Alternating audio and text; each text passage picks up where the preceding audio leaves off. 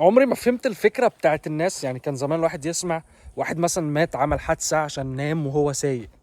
يعني ايه تنام وانت سايق؟ انا مش فاهم انت ازاي هينفع تنام وانت قاعد سايق ومركز وبتاع.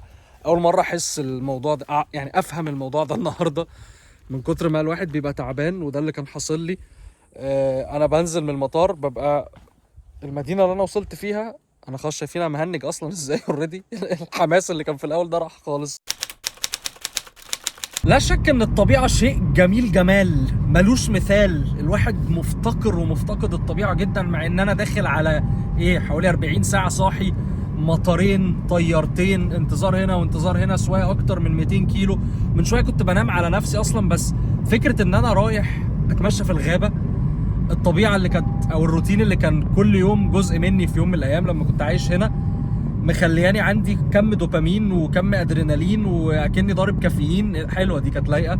ومتحمس جدا. خلاص النوم راح، لان في وسط الصهد والكباري والغابه الاسمنتيه اللي الواحد عايش فيها في القاهره، فعلا الواحد بتوحشه حاجه زي كده جدا. شايفين جنبي انه حقا رائع. انا مش متخيل ان انا واقف كده عامه. انا مش متخيل ان انا يعني مش متخيل. سكوت كده، لحظه سكوت.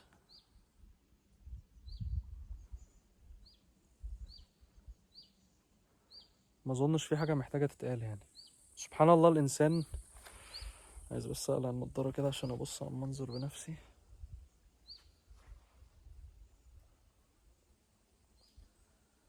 انا غلطان ان انا ما جبتش فوطه ونطيت في الميه والله. الساعه كام؟ الساعه 7:15. الشمس بتغرب 10:10. اليوم طويل جميل، الجو حلو. مش برد، مش حر. حلو ممتاز. سبحان الله.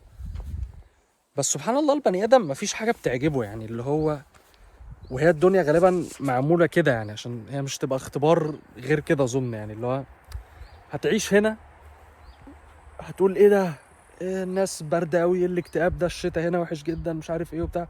الصيف حلو بصراحة يعني. مش هقدر انكر ده.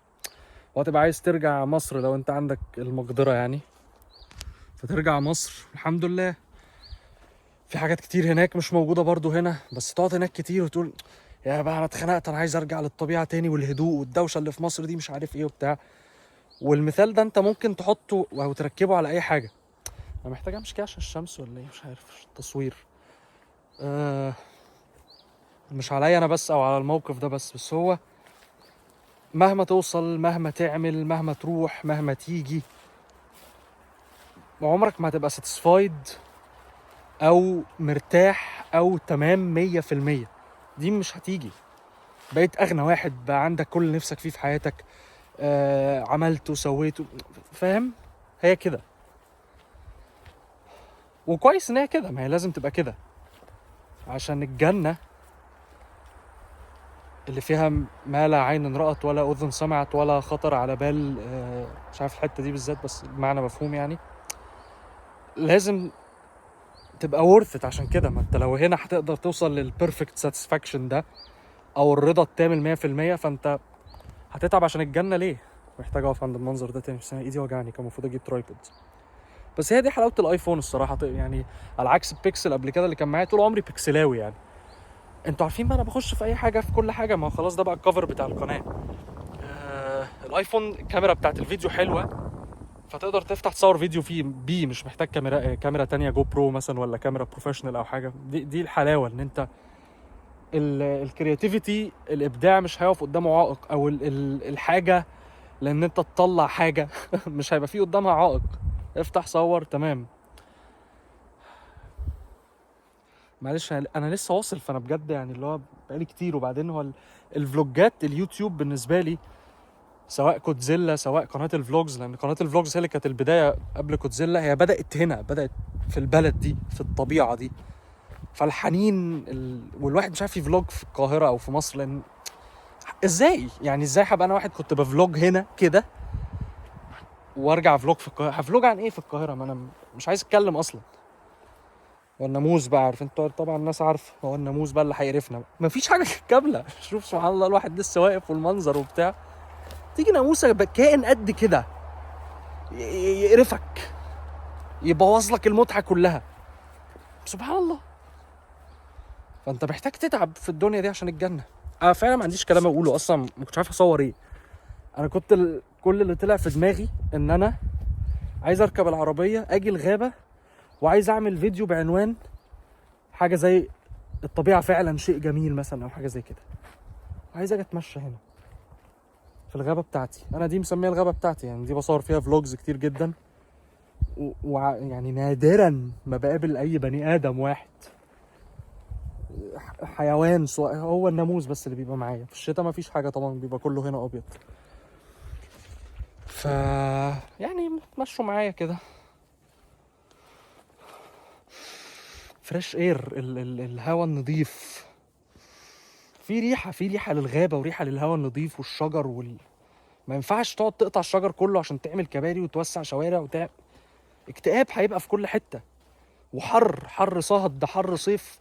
عمري في حياتي ما عدى عليا في مصر صيف بالحر ده طول الصيف. ايه يا جدعان، كل يوم 40 و38 وفوق ال 40، حاجه مش معقوله. الحمد لله الحمد لله، ربنا يكتب لنا الجنه. تخيل انت حاجه زي كده مثلا، لو يعني ربنا يكرمك وتقدر تجربها مثلا بتبسطك، فتخيل الجنه هتبقى عامله ازاي. عيب هنا بقى ان يعني انت هتمشي في الشارع محتاج تبص في الارض يعني. السيئات قدامك بالعبيط يعني. ايه، البنات مش رحمه الصراحه، لان الاجيال اصلا بقى يعني هما الاجانب اصلا مش فارقه معاهم الدنيا مليطه خالص. الاجيال بقى كمان الجديده العن والعن. بس انا بقيت بحس ان انا بقيتش ببقى عايز انزل في القاهره. يعني انا في التجمع مثلا اي مره انزل اقعد مع حد على كافيه ولا اي حاجه في مكان عادي، اكتر واحده محترمه اللي هي لابسه هاف ستومك، يعني اللي هي بطنها بس اللي باينه، دي اكتر واحده محترمه في المكان. دي لكنها منقبه كده في المكان. انا مش عارف احنا وصلنا لكده امتى يعني.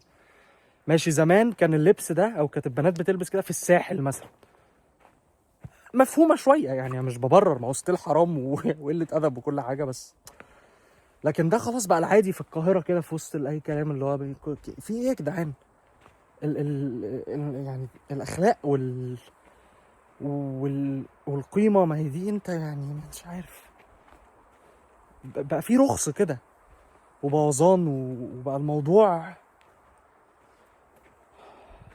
بلاش بقى، خلينا ايه، ما نتضايقش. ربنا يستر علينا كلنا.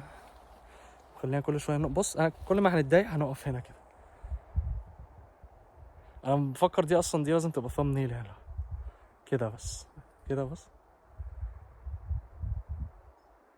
كده. مش هكتب حاجه حتى، مش محتاج اكتب حاجه. هل محتاج اكتب حاجه؟ انا مش شايف ان انا محتاج اكتب حاجه الصراحه. انا محتاج بس اتمشى كده. انا خايف بس ايه، انا بفوق يعني لما بقعد اسوق واقعد كده الاقي نفسي اللي هو بس لما بنزل بتمشى وبتاع الطاقه بترجع. اللي هو مع ان انا لو حطني على سرير دقيقه بس مش هتلاقيني. تقفيل البيت والتنظيف والتوضيب والعيال والشنط والجوازات والتشيكن والمروح والمشي والانتظار والطياره دي والطياره دي والسواقه والبتاع والهوبا ليلو توتو موتو بوتو. موضوع السفر ده اصلا حاجه دايما بتبقى ستريسفل جدا يعني، ضغط كده عصبي وبتاع. عايز كل حاجه ان شاء الله تبقى ماشيه تمام والشنط توصل وما يحصلش حاجه. مش قاعد اسمك اسلام وداخل اوروبا فبيبقى في حوارات مش عارف ايه، حوارات كتير كده. والعيال برضو السفر بالعيال الصغيره ده مش حاجه سهله، فالموضوع مجهد. بس تاني احنا اتعلمنا ايه في الفيديو؟ ان انت خلاص هتيجي تعمل كده بس اهو بس هتنسى كل حاجه. الثامنيل يبقى كده مثلا ولا كده.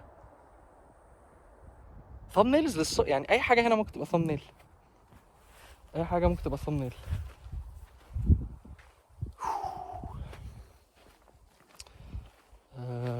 اللي ألعن من الناموس حاجه عماله تحاول تقف عليا، حاجه اسمها دوندرز باللاتفي، اسمها دوندرز، اسمها هورس فلاي بالانجليزي. يعني اللي هو ايه، دبانة الحصان، حاجة زي كده. هي مزيج ما بين الناموسة والدبانة، وحاجة ضخمة قد كده، وبتقرص. عندها بتوع كده زي بتوع الكابوريا، بتقرص تخش تلزق فيك وتقعد تمص دمك. بتقدر تقتلها بسهولة لأن هي عشان كبيرة فبتبقى تقيلة، مش بتطير بسرعة زي الدبان أو الناموس. بس رخمة. بتطلع في لاتفيا كده، ليها موسم كده 3 أسابيع أو حاجة، هو ده الموسم يعني. ف دايما بيبقى معايا سبراي كده برشه عشان يبعد عنك الحاجات دي وبتاع، بس يعني بيشتغل شويه ومش شويه، وبيحاولوا يلاقوا الحته اللي في جلدك اللي ما جاش عليها السبراي ده عشان يصطادوها. ف شوف برضو الانسان بيحاول يلاقي اي حاجه تعكن عليه مزاجه، فيجي يقف كده ويعمل كده.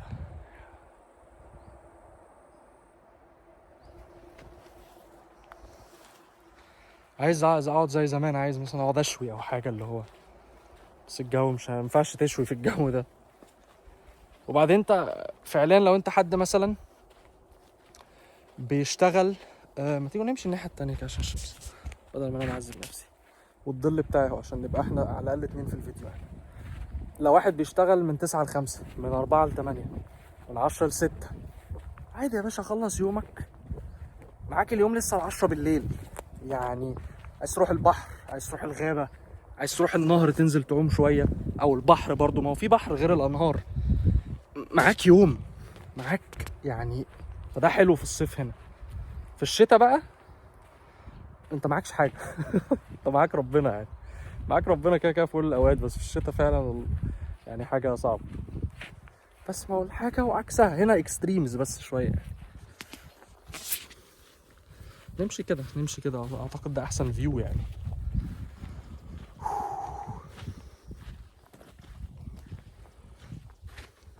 الحمد لله عملت دايت، بدأ الوزن الصعب اللي انا كنت وصلت له ده تقريبا 90، دلوقتي انا الحمد لله 80 في فتره زمنيه كويسه جدا.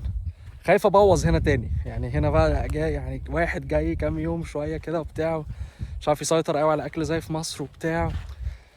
بس برضه هنا الواحد هيبقى اكتف اكتر، هينزل اكتر، هيتمشى يعني. انا ده انا عجل ودنيا، وما انا مش هرحم يعني. يا رب الجو بس يفضل كده، لان وانا جاي الصبح هحط لكم كليب دلوقتي كده وانا سايق وانا جاي من المطار على المدينه اللي انا قاعد فيها، كانت الدنيا عامله ازاي بعد ما شفته. يعني ده كان كده من شويه، اللي هو مطره بليفل انت مش لاحق تشوف الشارع يعني، المساحات على اقوى حاجه واسرع حاجه، ومش قايمه بجود جوب يعني. ودلوقتي كده زي ما انت شايف، فدي حلاوه هنا برضو كده، طول اليوم ده بيسمح ان ده يحصل، التغيرات دي تحصل. وساعات بقى بيبقى اليوم كله كده عادي يعني، ودي بتحصل كتير يعني، خصوصا اخر كام صيف، اخر كام سنه. لا فصول الصيف جت بشكل كويس جدا يعني. انا بجد دراعي وجعني قوي من الماسكه دي، وانا اصلا مش قادر، مفيش اي باور. فانا كده خلصت، انا كده طلعت يعني اول يوم ده، لسه اول يوم بس، وممكن يبقى ده الفلوج الوحيد اللي هعمله وانا هنا عادي، بس انا كده تمام بجد يعني. يلا سلامات. هو ده شكلي وانا سايق دلوقتي، وانا بنام على نفسي خلاص، يعني باصص كده مبلم كده، وايه كل شويه الاقي نفسي عملت كده، بس يعني البيت مش بعيد ان شاء الله ربنا يستر. طيب الراجل اللي سايق العجله ده كويس ان انا قابلته تاني، هو كان سايق العجله وانا جاي الغابه يعني، وانا راجع دلوقتي هو راجع وانا راجع، فانتوا متخيلين هو بقاله قد ايه. ده من معالم حياتي هنا يعني، اللي هو ايه، بقاله سنين كل يوم. راجل كبير، ده طريق حوالي 20-25 كيلو بياخده رايح جاي في الوقت ده على طول، ربيع صيف خريف شتاء. لا طبعا عشان الشتاء صعب جدا يعني، بس اللي هو حبيت احط الهايلايت دي يعني. راجل شابولي الصراحه. احنا في تاني يوم اوريدي، النهارده خلاص الجمعه، الساعه 9:30 بالليل. لسه منزل فيديو على كوتزيلا، كنت قاعد بشتغل شويه، وقلت بعد ما اخلص شغل اخد السكوتر في المدينه اللي انا فيها يعني، مش في الغابه بتاعت امبارح، واطلع كده اتمشى شويه عشان الواحد يبقى غير جو كده بدل قاعد على الكمبيوتر طول اليوم. وهي دي اللذاذه هنا زي ما كنت بتكلم في الفلوج من شويه يعني. قلت احط الحته دي بونص كده للناس اللي بتقعد في الاخر. سلامات. طبعا الحته اللي فاتت دي كانت اختبار، ده بقى البونص اللي بجد للناس اللي بتقعد ايه للاخر بجد يعني سواقه السكوتر ليها متعه مختلفه. الواحد بيسوق موتوسيكلات وبيسوق على 200 وي وبتاع، السكوتر اخره بتاع 31 مثلا، بس لا متعه مختلفه برضو في الطبيعه كده. يلا سلام بجد.